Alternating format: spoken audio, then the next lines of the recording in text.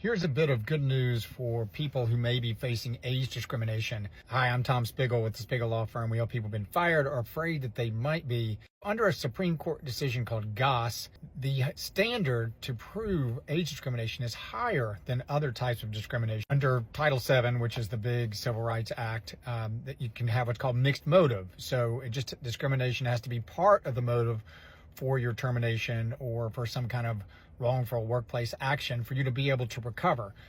Under Goss, the Supreme Court said under the Age Discrimination in Employment Act, which is where you bring age discrimination cases under, you have to have a but-for standard. So it has to be the reason that you are terminated, which makes it a higher bar for age discrimination cases.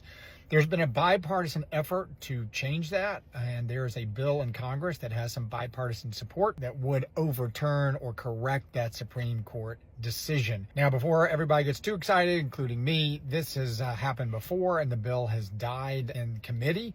So we'll see what happens with it, but it is promising that there is some bipartisan support to bring this standard back down to earth. For those of you who have age discrimination issues, understand you can still win these claims. It's not impossible.